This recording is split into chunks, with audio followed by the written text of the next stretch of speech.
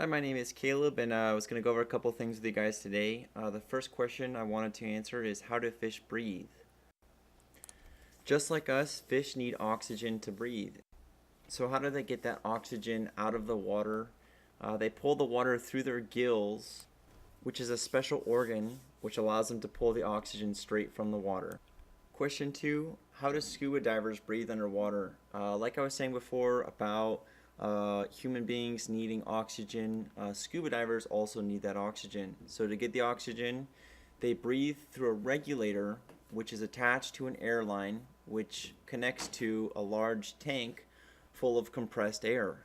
In that compressed air, you have filtered air that is made of 21% oxygen, 78% nitrogen, and 1% other gases that allow you to breathe while you're underwater.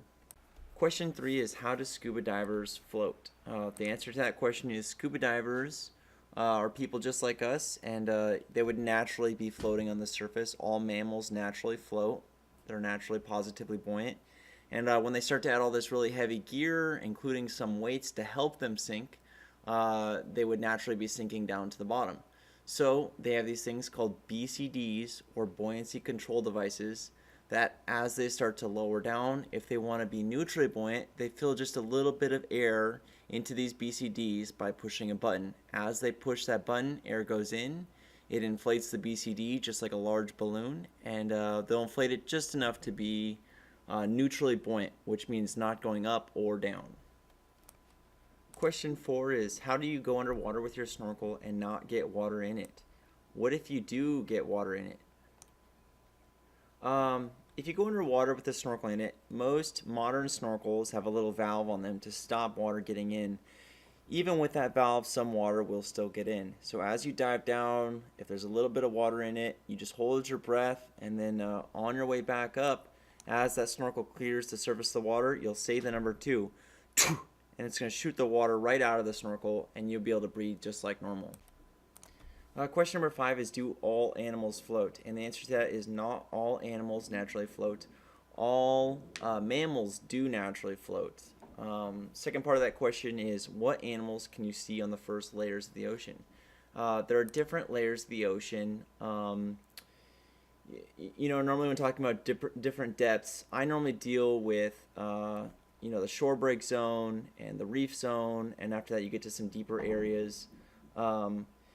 Scientifically speaking, they have the epipelagic zone, mesopelagic zone, and a few more zones that get further and further down. But normally, snorkeling and scuba diving, you try to stay 130 feet deep or closer to the surface. As you start going down, you start losing the vibrant colors. So a red shirt 15 feet down might appear to be pink because you lose some of the colors. A red shirt 100 feet down actually appears to be black because you've lost so many of the colors.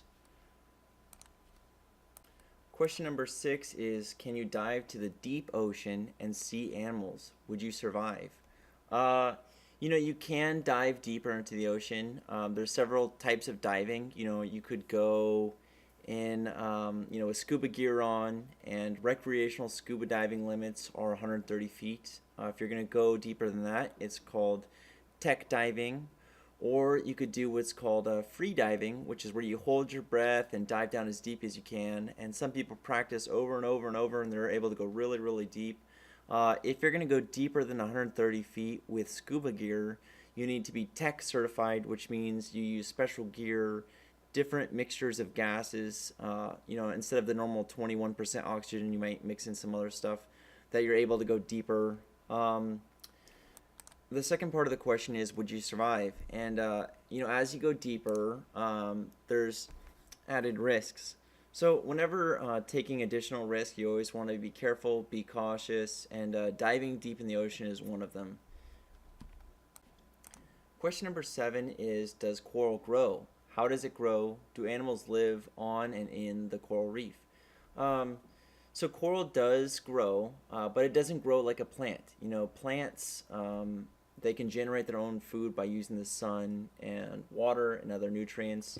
But, coral doesn't. It's an animal. It actually is thousands of animals. It's thousands of tiny little animals called polyps.